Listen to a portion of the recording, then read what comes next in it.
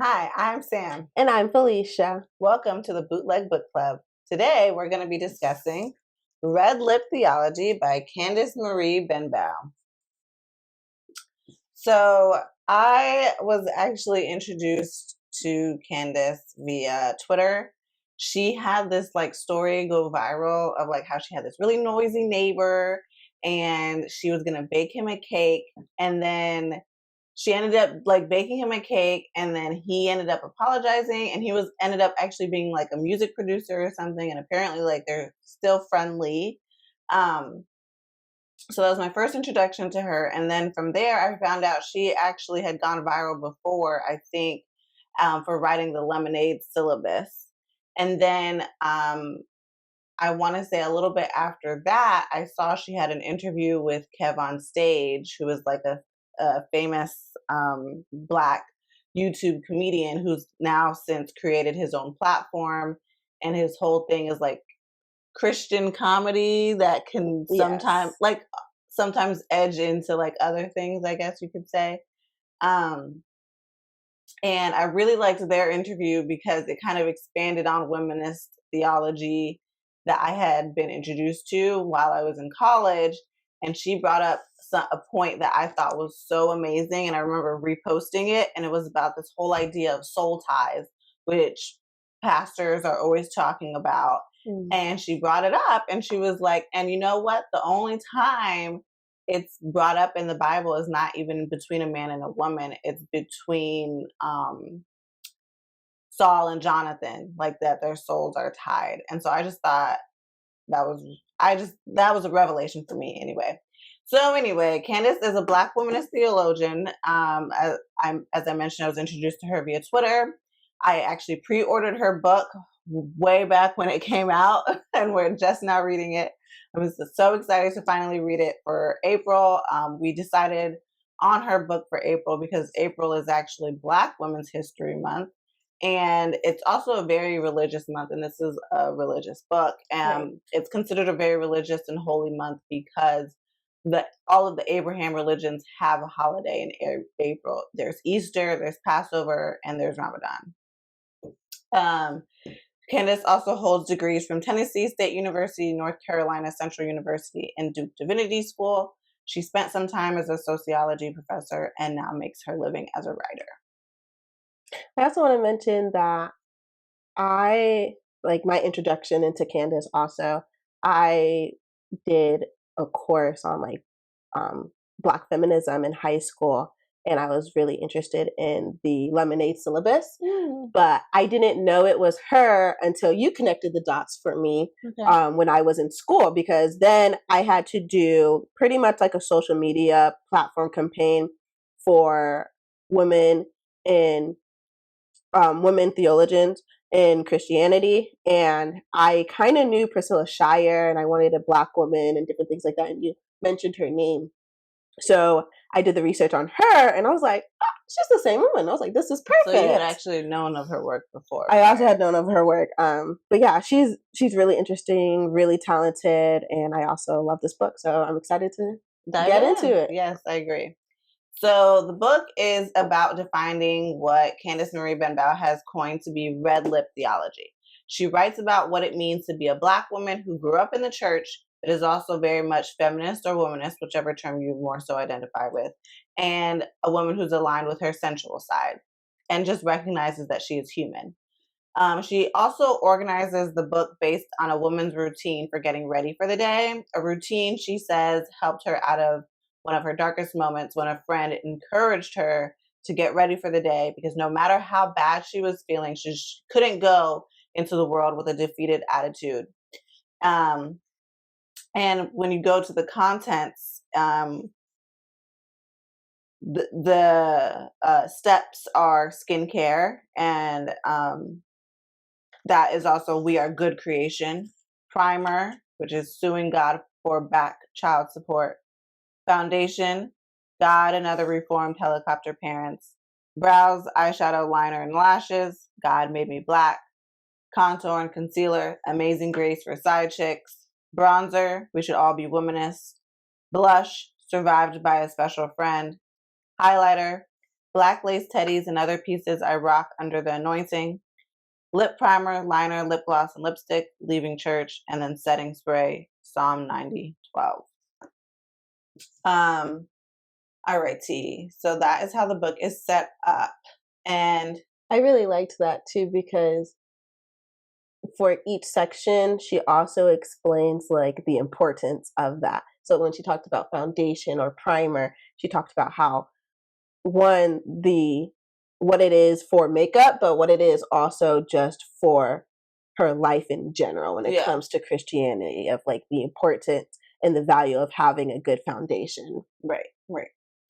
So let's start with the definition that she places right in the introduction, which I think is very important.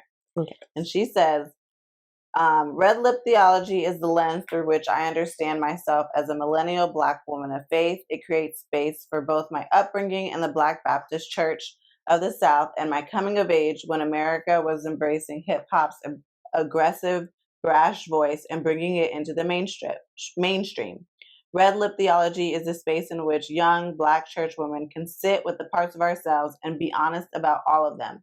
Within these borders, there are boundless possibilities for who we can become and how we can live into our faith. And this was, while I was reading this book, I definitely felt that. Like, I saw parts of myself in this book. I saw,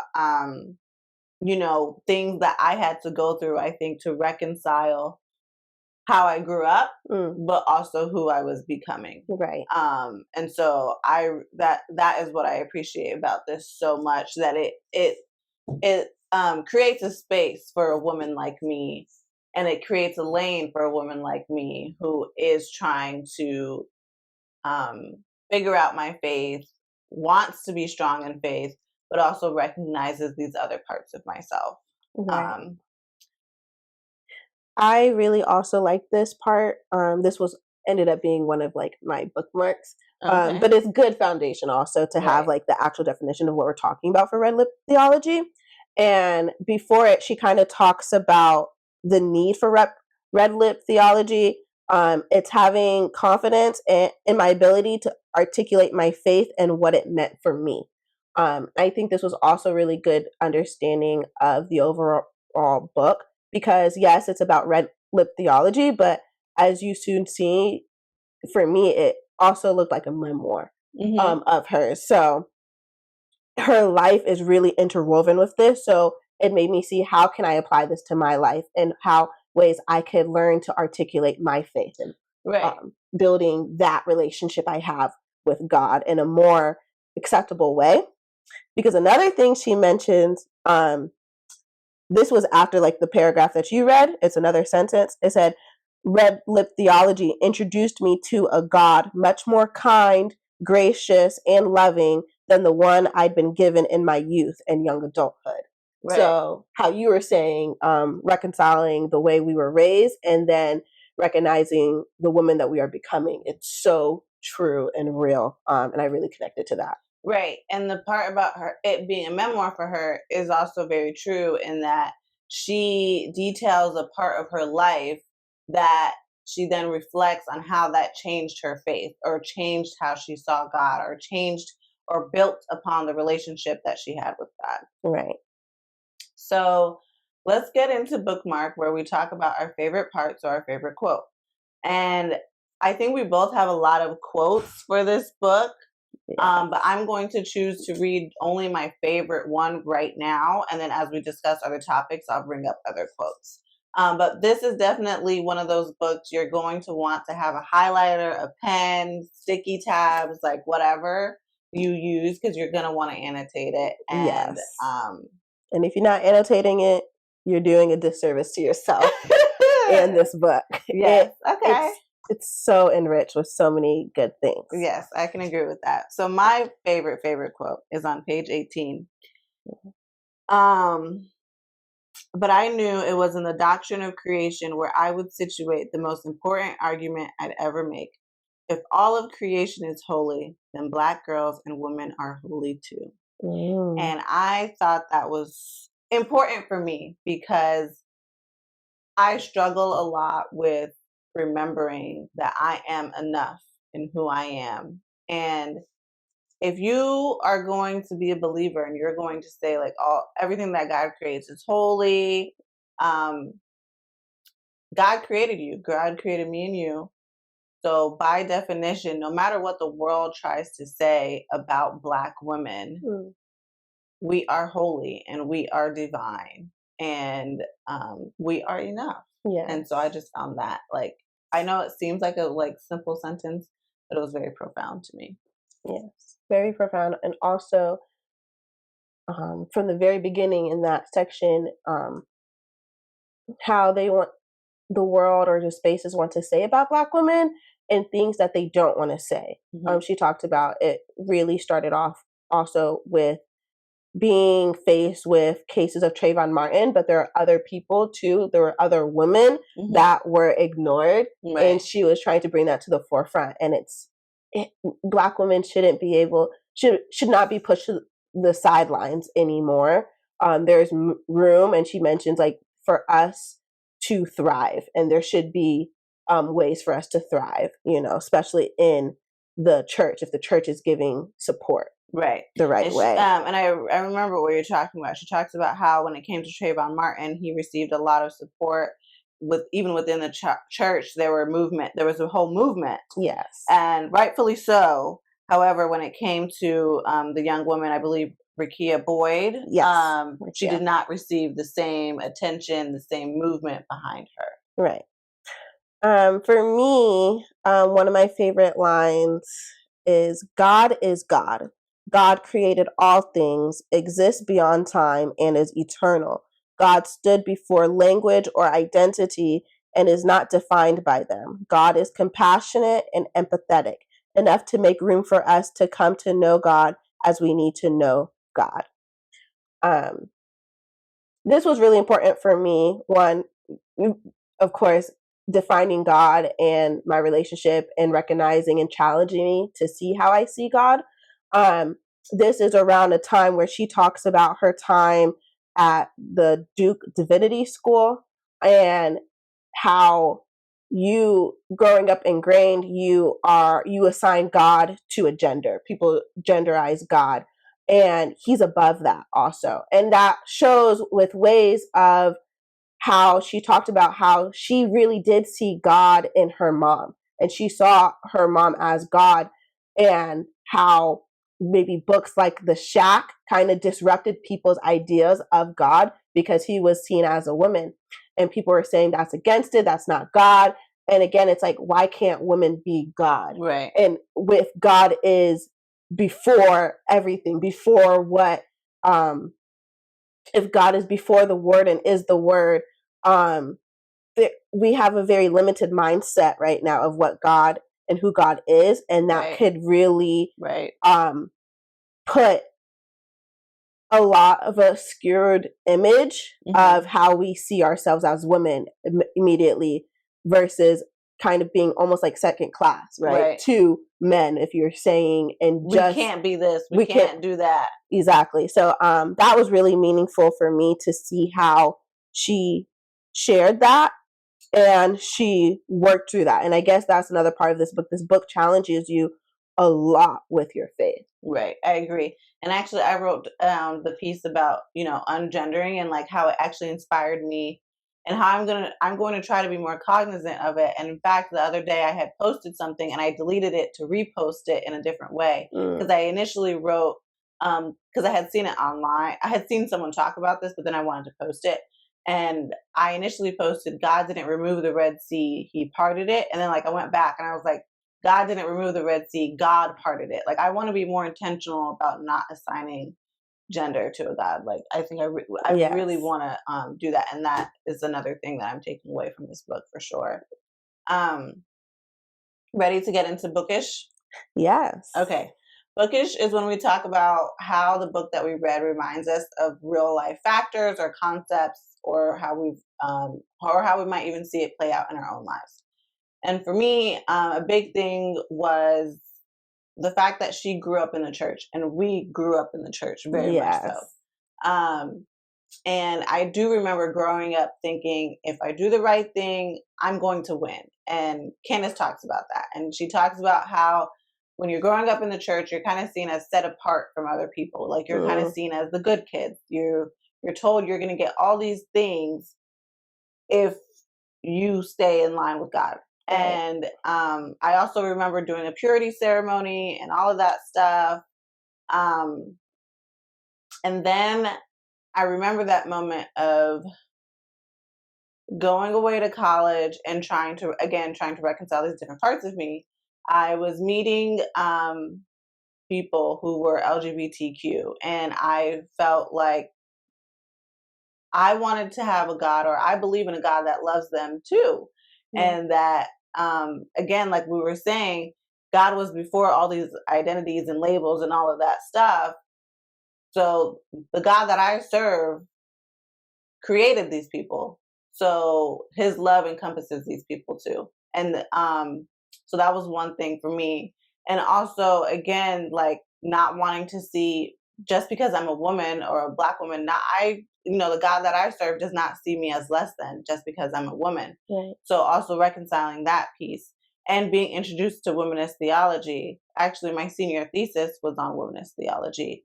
I happened to work at the law school library when I was in undergrad, and it just so happened a lot of the like other employees, like a lot of the managers at the law school library, were actually work study people from the School of Divinity. Mm, And so like I would talk to them about different things. And anyway, this all eventually led to my senior thesis actually being about womanist theology. Um, so just that whole understanding and that whole path is very similar to like what I experienced. And also just having to have that shift or break that narrative in your mind that just because I did these things, like good things are going to happen to me. And like having a chip on my shoulder if it's not happening for me, but it's happening for someone else and they're not even following the rules. Like, how could they be getting this right. thing? And so, like, all of that had to be deconstructed in my mind as well. So, like, that whole experience that she talks about, I fully identified with. Yes, definitely. There were a lot of parts in the book where she talked about things that were going on in the church and having to kind of denounce it or go against it. And I remember part of it, maybe like I guess a spoiler alert also, because again, it deals with parts of her um, life. But it was also the relationship she had with her mom Mhm. and with the church. So it was also how her mom raised her as a single mother. So, but she was still in the church, and there were times when the church tried to really, I guess, put them down. And her mom still raised Candice to be proud of who she was. Mhm. So I think that was also ways, again, she could still see the pride and the strength that her mom had. But she ended up still kind of almost butting heads with her mom still throughout her life about ways that they thought about um, God in the Bible. Right. And I would also say part of that, which I liked how she was really bold in this book. Mhm. And she has a part where she was like, I reject folks who tell us we must surrender our ethnic and cultural identities to Jesus. Um, and she kind of talks about that too. Also, like she learns things and she about herself, and then she ended up saying, you know, I reject this. And I think anybody who says anything less, you're kind of not willing to do the work. Right. And And speaking to that point, I think that's also like I didn't pull out that quote, but that's also like very important because I know she also has another quote in here where she says, I am Christian, I am black, I am woman, and one yes, does not rise above the other. exactly. I am all of these things at once. And that resonated for me as well because you know there's that famous preaching that I can't stand and don't like. And it was when I don't remember who preached on this, but I do know it was a black woman, and she was basically saying that she wasn't a black woman, she was a Christian. And you Hmm. know, I remember hearing that. I remember it being kind of posted in our group chats and stuff. And I remember being adamantly against that. Like, I just didn't identify with that at all. We are all of these things at once.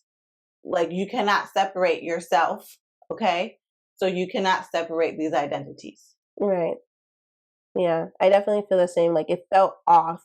So again, having Candice say these words boldly and just express it and show the stories that where you can't be separated from this. Like, this actually still matters. And at the end of the day, it does matter to God too. Right. So Right. that that was good also to include for me. Okay. I have one more bookish thing. Is there something that you want to go over before I go over it? Because you have a lot more quotes than me this time. I do. It is very rare. It is very rare. But no, I think that was the bookish part for me, because you talked about womanism, and for me, I wanted to also talk about how they talk about racism also. Okay. Well, the last thing I'll talk about for bookish then is she talks about good and like this concept of good, and bad. And that resonated for me because when I was in law school, I actually had a professor who I spoke with because I was really struggling with whether I should stay at the law school I was at or transfer. And that was because I was experiencing a lot of culture shock at the law school I was at. It was in Pennsylvania. And being raised in Georgia, was experiencing a lot of culture shock. And I also realized, like, I had always thought I wanted to live in the Northeast. I thought I would going to school in Pennsylvania was fine, like, because I envisioned myself potentially living in the DMV or New York or something like that. And like after that experience, I was like, no, like I definitely want to move back to Georgia. And so I was thinking, should Georgia be where I go to law school? Should I transfer? And I did apply to law school in Georgia and was accepted. And so like I was just really struggling and going back and forth with this. And she told me that, you know, the way that God works, whatever decision you make, there is no good or bad decision. Everything will come together to get you to where God intends you to be. Like this, like whatever decision you make, there's no decision or there's nothing that you can do that will totally make it so completely off the rails that God can't get you to where He wants you to be. And so that was a really important thing for me to hear. Right. And reading it in this book, which came out after I graduated law school, by the way, but reading it in this book just re-emphasized for me how good God is and how, yes, we have free will. Yes, we can make whatever decisions we want, but we're still in a journey called life, and God still intends for us to prosper and be successful, and He's going to make it work out. Anyway, so the quotes that I highlighted was, good and bad choices have implications. I don't subscribe to the belief that there is essentially one good choice. I think given the choices and circumstances in front of us, we strive to make the best decisions we can at the time and adjust to their implications. And then moving to page 57, making a good decision means we've lost out on something just as much as making a bad decision means we've gained an experience we desired. What does it mean to make a decision you thought was the best you could do at the time and give yourself enough grace to see it as such? I learned to see God's love as that grace. So it just, again, highlighted for me that we're making these decisions. There is no good or bad decision. We'll get to where we're supposed to be. And whatever implications of those decisions, we have God's grace in all of that. And He'll get us to where we're meant to be. Yes. Okay. I just have rough draft and writing wish left, so I will let you take over if there's any other quotes you would like to deep dive into. Yes. A little bit going off of like that concept of good and bad. One thing she talked about was mentorship and how people give praises to mentorship. And yes, that could be a really good thing, but she recognized and she was really honest about what happens when you have bad mentorship. And I just want to highlight it because as I heard recently, Candice might not know this, but she's my mentor. For a quick context on that, we went to Bible study the other day, and the person who was preaching was saying this other preacher who's very famous was their mentor, even if that person didn't know that they were mentor. Like that, this preacher like bought all that other famous preacher's books and listened to his sermons and yada yada yada. So anyway, that's where that comes from. Right. So I found it hard to get folks to discuss what happens when a mentor is wounded by her own experiences and carries that baggage into the mentoring dynamic. It's rare to find honest discourse about the damage wounded Black women mentors can do.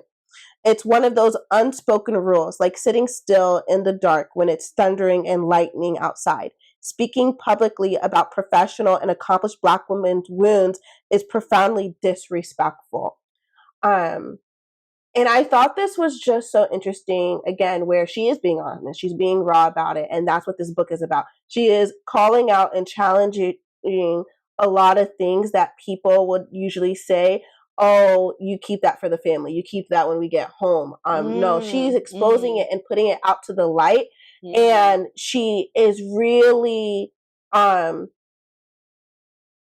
really in an intricate way looking at different ways of what is good and what is bad. And she did, really talk about this can be damaging because and it's just your experience. Yes, as a Black woman, you might have had hurt, but again, if you are mentoring and teaching from that hurt, you could also cause your mentee hurt. And I see that in the book talked about respectability politics. And she did talk about how respectability politics for some people, it was a matter of this is survival. So that's why we had to kind of find a way to show ourselves that we could be part of the what was it? It was like the cult of true womanhood. And that's where, white women were seen as pure, pious. And when this concept was created, Black women weren't even considered. Black women were enslaved at this time. So it wasn't something they were in. Of course, to be able to be seen as human beings, you have to show that you are respectable. But to actually acknowledge that even though it was a survival tactic, that was hurt. And that now causes a new generation to be hurt by the ways that you feel that they need to be seen and show up. So that was something really on my mind too, when you were mentioning good and bad and now other things bookish, because yes, I had a lot of things here. I think the only other thing I really think is a good point to mention is about who raised me. Let me get to that. That was page 145 here. So this was toward the end. Oh, and now I can't find it exactly. Okay, here we go. You raised me in the church because you believed it was best for me, but church wasn't the only space of my formation. Hip hop raised me too. I still remember learning the words to Rob Bass and DJ Easy Rocks. It Takes Two, and performing it for you in our living room because I was 7. You saw that much differently than the time you caught me dancing and singing alone to Genuine Pony when I was in high school. And she kind of continues on basically to talk about different things that she experienced with her mom, and basically saying that we were different as night and day sometimes, but you still loved me. And she talked about how her mom saw her and recognized that she was growing into someone else that she thought she would be. She talked about how her mom had to acknowledge that you are becoming a different person than I thought you were, but that's fine. Let me nurture that person and who you are. And part of that was, yes, you raised me in the church, but also hip hop raised me. So it made me think, what else raised me? To really show and see, yes, pieces of my formation is for my family, but now I do have other experiences and someone else who I could be, and that is fine. Yeah. Agreed. So rough draft is where we discuss what were the rough moments to read. As we mentioned, this is part memoir, and I found it very difficult and heart-wrenching when she discussed racism she experienced in the South especially as a child. It was honestly quite terrifying. And the trauma she experienced, sexual trauma she experienced when she was starting her doctoral program. Yes. I found that very, very difficult to read, but also obviously important to her story and who she is. But yeah, that was my rough draft. That was really rough. My rough draft is when she was at her PhD program. I'm trying to see if there was a quote here, but I can't see that I put it exactly. But she was at her PhD program, and her mom passes away during it, like 2 months before she graduates. That's 2 months before her mother was actually getting a PhD as well. Her mother was getting yes. So it's 2 months before her mother is set to get her PhD, but it's at the beginning of Candice's PhD program. Yes, that sounds correct. Thank you. But what was hard was she was fighting for a leave of absence, and yes, okay, sorry, there we go. Page 71. I'm gonna find this quote. But yeah, she was fighting for a leave of absence, and the school did not want to give it to her.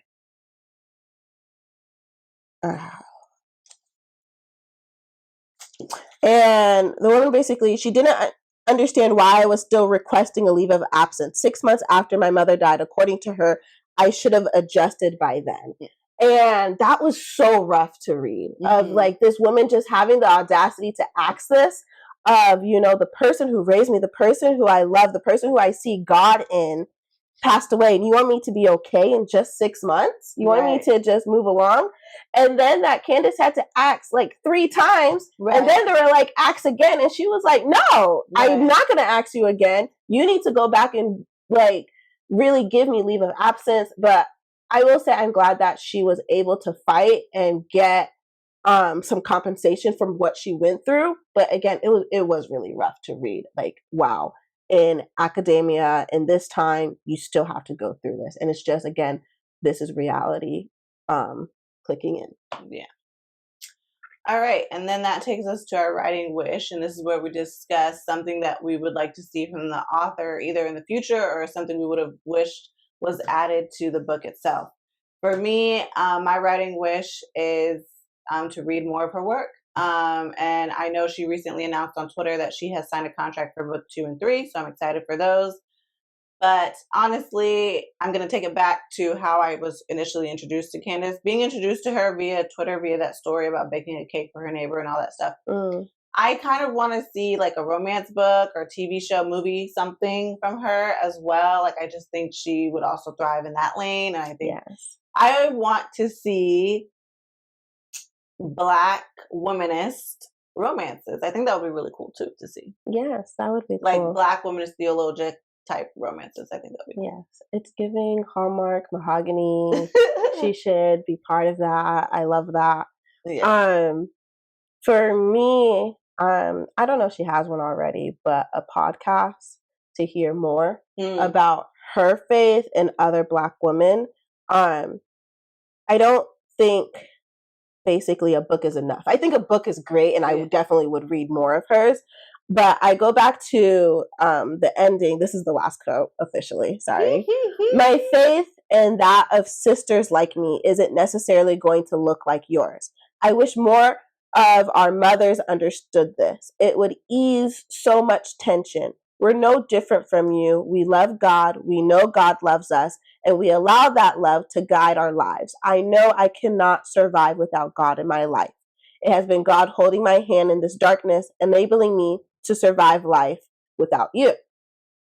So this was a note she kind of said to her mother and to other readers, and she talks about sisterhood. So I would love to see that dynamic out in a podcast almost with other people. It looks like she took it off her website, but she actually did used to have a podcast. Okay. But I think it might have been maybe just a lot to keep up with. Right. I don't know if it's something she'll bring back eventually or not, but yes, she actually did.